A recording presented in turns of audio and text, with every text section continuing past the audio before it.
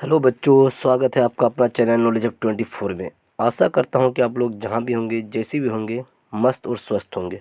Okay बच्चों, अगर आप मेरे चैनल में पहली बार आए हैं तो चैनल को सब्सक्राइब कर लें, जिससे मेरे सारे इम्पोर्टेंस वीडियो आपको समय पर पहुंच सके।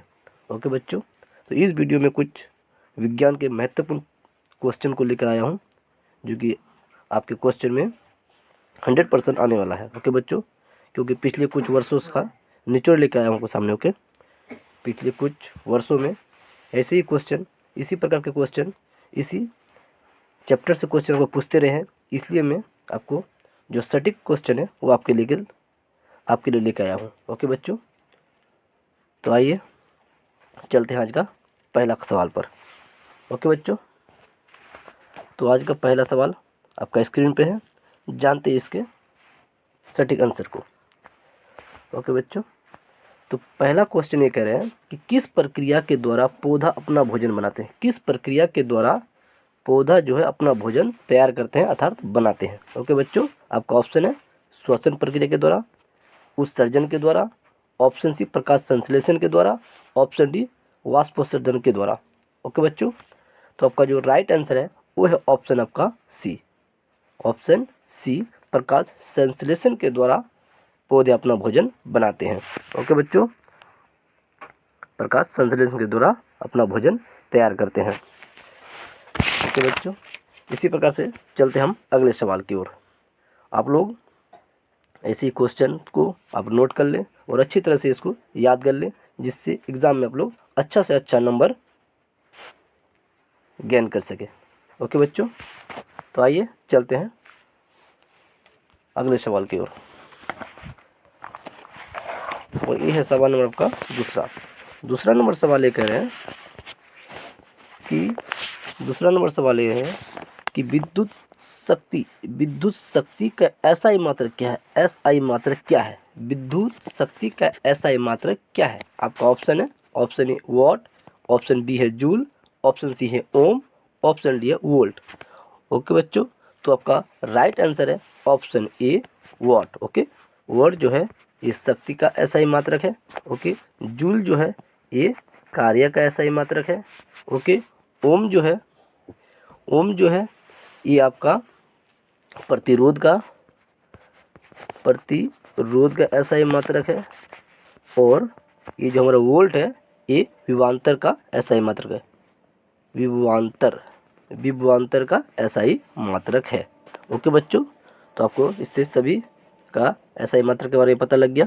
ओके बच्चों, इसको अच्छी तरह से आप लोग नोट और याद कर लें। ओके बच्चों, तो आइए चलते हैं अगले सवाल की ओर। और ये है सवाल नंबर आपका 3। तीसरा नंबर सवाल ये कह रहा है कि रासायनिक अभिक्रिया में भाग लेने वाले पदार्थों को क्या कहा जाता है। जो कोई रासायनिक अभिक्रिया होता है, जो पदार्थ उसमें भाग लेते हैं उस पदार्थों को क्या कहा जाता है। आपका ऑप्शन है प्रतिफल, ऑप्शन बी है उत्पाद, ऑप्शन सी है अभिकारक, ऑप्शन डी है इनमें से कोई नहीं। ओके बच्चों, तो आपका राइट आंसर है ऑप्शन सी, अर्थात C is the right answer. Okay, जो उसमें भाग लेते हैं उसके अभिकारक कहा जाता है, और जो उससे परिणाम आता है उसे प्रतिफल या उत्पाद कहा जाता है। ओके बच्चों, तो आइए चलते हैं इसी प्रकार से अगले सवाल की ओर। और ये है सवाल नंबर आपका 4। चौथा नंबर सवाल ये कह रहा है कि प्रकाश संश्लेषण की प्रक्रिया में कौन सी गैस उत्सर्जित होती है। मतलब जब प्रकाश संश्लेषण, जब पेड़ पौधे अपना भोजन पकाते हैं तो उसमें कौन सा गैस उत्सर्जित या बाहर होते हैं या उत्सर्जित होते हैं। ओके बच्चों, आपका ऑप्शन है कार्बन डाइऑक्साइड, ऑप्शन बी है ऑक्सीजन, ऑप्शन सी है नाइट्रोजन, ऑप्शन डी है हाइड्रोजन। तो आपका सही उत्तर है आपका ऑप्शन बी ऑक्सीजन। ऑक्सीजन उसमें बाहर होते हैं, और उस समय जो प्रकाश संश्लेषण की प्रक्रिया के दौरान जो पेड़ पौधे हैं वो कार्बन डाइऑक्साइड को ग्रहण करते हैं, मतलब लेते हैं, और ऑक्सीजन को लोग उत्सर्जित करते हैं। ओके बच्चों, तो आइए चलते हैं अगले सवाल की ओर। और ये है सवाल नंबर आपका 5। पांचवा नंबर सवाल ये कह रहा है कि वायुमंडल में सबसे अधिक मात्रा में पाए जाने वाले कौन सी गैस है। तो वायुमंडल में जो है सबसे अधिक मात्रा में कौन सी गैस उपस्थित है या पाए जाते हैं। ओके बच्चों, तो आपका ऑप्शन है कार्बन डाइऑक्साइड, ऑप्शन बी है हाइड्रोजन, ऑप्शन सी है ऑक्सीजन, ऑप्शन डी है नाइट्रोजन। ओके, तो आपका जो सही आंसर है वो है ऑप्शन आपका डी, नाइट्रोजन सबसे अधिक मात्रा में पाए जाते हैं। ओके बच्चों, जिसका प्रतिशत है 78%। 78% जो है वो आपका क्या है, नाइट्रोजन गैस हमारे वायुमंडल में उपस्थित है। और बात करें कार्बन डाइऑक्साइड की तो ये है 0.03% ये उपस्थित है। ओके बच्चों, तो आइए चलते हैं अगले सवाल की ओर। और ये है सवाल नंबर 6। छठा नंबर सवाल ये कह रहे हैं कि पानी में सिक्का का उठा हुआ भाग प्रतीत क्यों होता है। पानी में सिक्का का उठा हुआ भाग प्रतीत क्यों होता है। अगर आप देखेंगे कभी कभी कि बाल्टी में या किसी तालाब में अगर सिक्का को डाल दोगे तो आपको ऐसा लग रहा है कि सिक्का जो है वो ऊपर उठा हुआ लग रहा है। ऐसा क्यों प्रतीत हो रहा है आपको, ऐसा क्यों लग रहा है। या फिर उसका जो तालाब का वास्तविक गहराई है वो भी आपको उठा हुआ प्रतीत होगा। ऐसा क्यों महसूस होता है आपको, ऐसा क्यों पता लगता है आपको। आपका ऑप्शन है प्रकाश के परावर्तन के कारण, ऑप्शन बी है प्रकाश के वर्ण विक्षेपण के कारण, आपका ऑप्शन सी है प्रकाश के विवर्तन के कारण, ऑप्शन डी है प्रकाश के अपवर्तन के कारण। ओके बच्चों, तो आपका जो राइट आंसर है वो है ऑप्शन आपका डी, वो है ऑप्शन आपका डी, वो है ऑप्शन आपका डी, प्रकाश के अपवर्तन के कारण ऐसा हमें महसूस होता है या पता लगता है। ओके बच्चों, तो आइए चलते हैं अगले सवाल की ओर। और ये है सवाल नंबर आपका 7। 7वां नंबर सवाल ये कह रहा है कि पेट में कौन सा अम्ल पाया जाता है। पेट में, हम लोग के पेट में अर्थात मनुष्य के पेट में कौन सा अम्ल पाया जाता है। आपका ऑप्शन है बेंजोइक, ऑप्शन बी है एस्कॉर्बिक, ऑप्शन सी है हाइड्रोक्लोरिक, ऑप्शन डी है सल्फ्यूरिक। ओके बच्चों, तो आपका सही उत्तर है option C, C is the right answer. Okay बच्चों, हाइड्रोक्लोरिक अम्ल माने HCl, जिसका सूत्र है HCl। ओके बच्चों, HCl ये पेट में अम्ल पाया जाता है। ओके बच्चों, तो आइए चलते हैं अगले सवाल की ओर। और यह है सवाल नंबर आपका 8। 8वां नंबर सवाल लेकर है कि तरल अवस्था में पाए जाने वाला धातु कौन सा है। धातु है परंतु तरल अवस्था में पाया जाता है। ओके बच्चों, तो आपका ऑप्शन है पारा, ऑप्शन बी है सोडियम, ऑप्शन सी है ब्रोमीन, ऑप्शन डी है ग्रेफाइट। ओके बच्चों, तो आपका सही उत्तर है ऑप्शन ए, ऑप्शन ए पारा। ओके, पारा जो है ये किसमें, तरल अवस्था में पाया जाता है। ओके बच्चों, जो कि थर्मामीटर में यूज़ किया जाता है। ओके बच्चों, वीडियो आपको अच्छा लगा हो तो वीडियो को लाइक और शेयर कर दीजिए, जिससे आपके सभी दोस्तों तक पहुंच सके और उन्हें लाभ हो सके। ओके बच्चों, तो आइए चलते हैं अगले सवाल की ओर। और यह है सवाल नंबर आपका 9। 9वां नंबर सवाल लेकर है कि तरल अवस्था में पाए जाने वाला अधातु, उस समय जो पिछले वाला क्वेश्चन था वो धातु था और ये वाला क्वेश्चन जो अधातु की बात कर रहा है। ओके बच्चों, कौन सा है। आपका ऑप्शन है सोडियम, ऑप्शन बी है ब्रोमीन, ऑप्शन सी है ग्रेफाइट, ऑप्शन डी है पारा। ओके बच्चों, तो आपका जो सटीक आंसर है वो है option B bromine. B is the right answer. Bromine अधातु होते हुए भी वो लोग क्या है, तरल अवस्था में पाए जाते हैं। और पारा जो है वो धातु होते हुए भी वो तरल अवस्था में पाए जाते हैं। ओके बच्चों, अगले सवाल की ओर चलते हैं। और यह सवाल नंबर आपका 10। 10वां नंबर सवाल लेकर है कि कुटपाद, कुटपाद किस में पाया जाता है।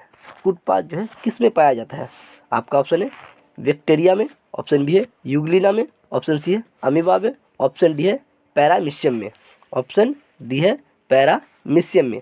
तो आपका राइट और सटीक जो आंसर है वो है ऑप्शन सी, अमीबा में। अमीबा में कुटपाद पाए जाते हैं। ओके बच्चों, चलते हैं अगले सवाल की ओर। और ये है सवाल नंबर आपका 11। 11 नंबर सवाल ये कह रहे हैं कि पुष्पी पौधों में लैंगिक जनन होता है, मतलब कहाँ होता है। पुष्पी पौधों में लैंगिक जनन जो होता है वो कहाँ होता है।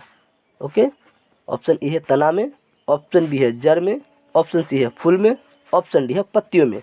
तो आपका सही उत्तर है बच्चों option C, C is the right answer, अर्थात फूल में लैंगिक जनन होता है या पाया जाता है। ओके, आइए बच्चों चलते हैं अगले सवाल की ओर। और ये है सवाल नंबर आपका 12।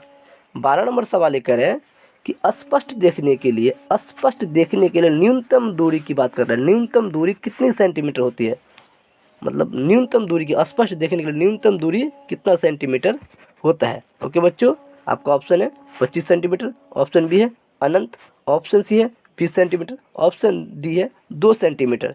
तो इसका राइट आंसर है राइट उत्तर है ऑप्शन ए, 25 सेंटीमीटर की दूरी होनी चाहिए। न्यूनतम दूरी जो है 25 सेंटीमीटर होनी है, जिससे आप लोग क्लियर देख पाएंगे, स्पष्ट देख पाएंगे। ओके बच्चों, तो आइए चलते हैं अगले सवाल की ओर। और यह सवाल नंबर आपका 13 नंबर सवाल ये कह रहा है कि स्पष्ट देखने के लिए अधिकतम दूरी, पिछले वाले जो था वो न्यूनतम दूरी था और अधिकतम दूरी की बात कर रहा है। ओके बच्चों, अधिकतम दूरी कितनी होनी चाहिए?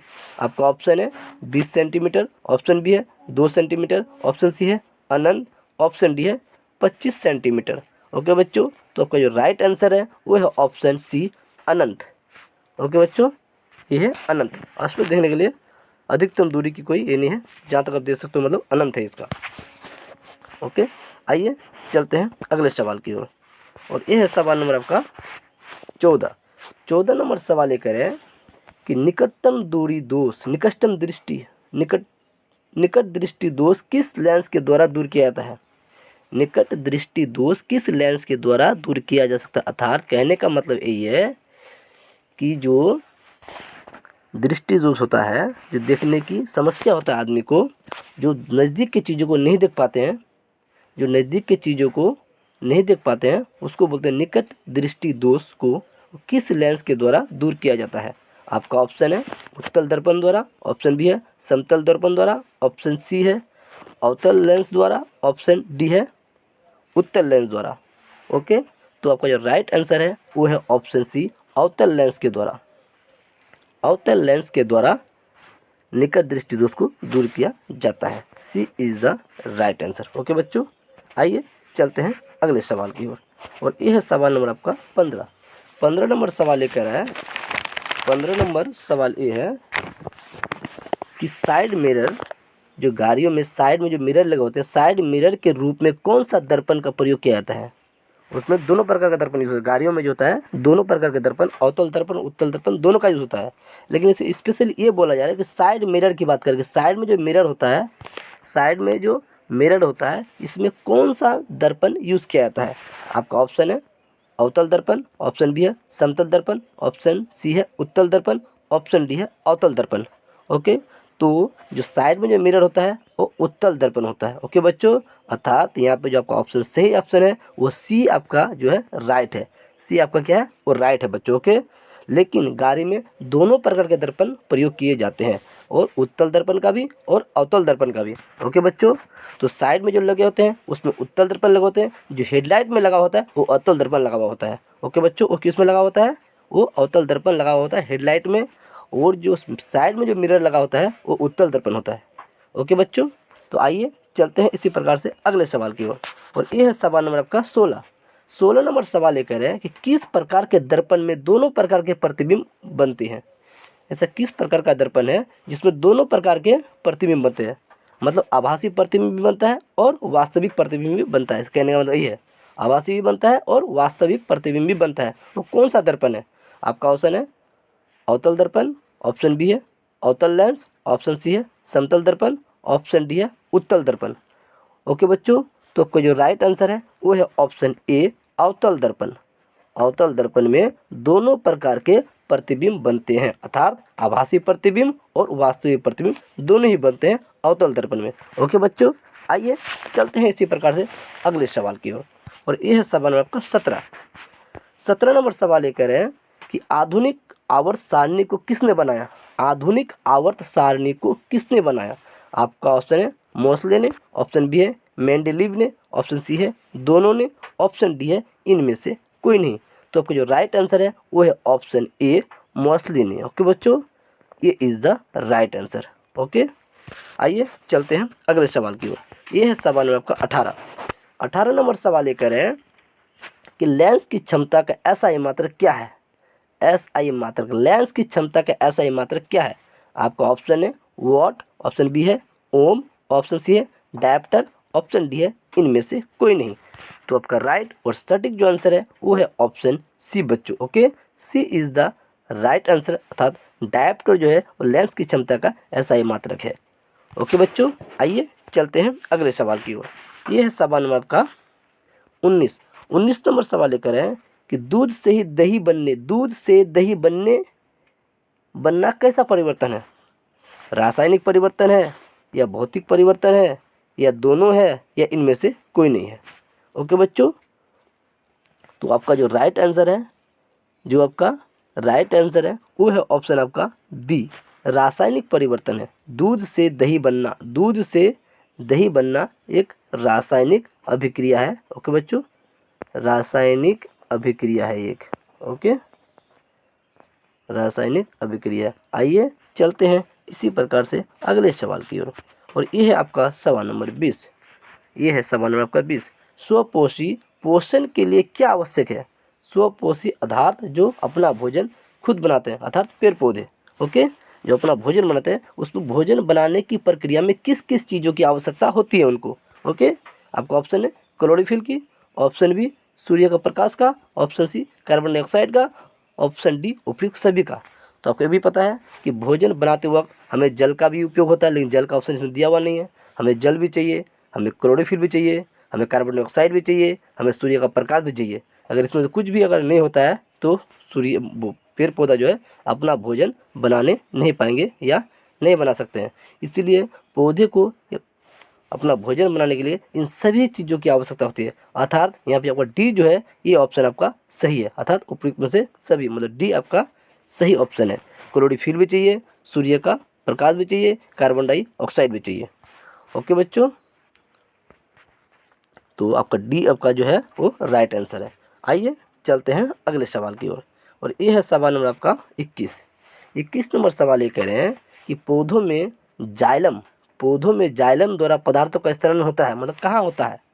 पौधों में जाइलम द्वारा पदार्थों का स्थानांतरण होता है।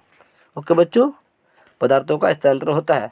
ऑप्शन ए है नीचे की ओर, ऑप्शन बी ऊपर की ओर, ऑप्शन सी ऊपर और नीचे की ओर, ऑप्शन डी इनमें से कोई नहीं। तो आपका जो राइट आंसर है वो है ऑप्शन बी ऊपर की ओर, क्योंकि पौधा जो होता है ये ऊपर की ओर होता है। ओके, ऊपर की ओर होता है। तो और जो जाइलम जो होता है वो जल को नीचे से ऊपर की ओर ले जाने का कार्य करता है, मतलब जल का परिवहन जो होता है वो जाइलम करता है, नीचे से ऊपर की ओर जल को स्थानांतरण करता है। और एक होता है फ्लोएम। फ्लोएम जो होता है ये भोजन का परिवहन करता है। पेड़ पौधों में भोजन का परिवहन कौन करता है? फ्लोएम करता है। और जाइलम जो होता है वो जल का परिवर्तन, जल और खनिजों का परिवर्तन करता है, जो नीचे से ऊपर की ओर लेके जाते हैं। ओके बच्चों, अगर वीडियो आपको अच्छा लगा हो तो वीडियो को लाइक और शेयर कर दीजिएगा, जिससे आपके सभी दोस्तों तक पहुंच सके और सभी इस वीडियो का लाभ उठा सके। ओके बच्चों, तो आज का सेशन, आज का क्लास यहाँ पर समाप्त होता है। Thank you so much. जय हिंद, जय भारत।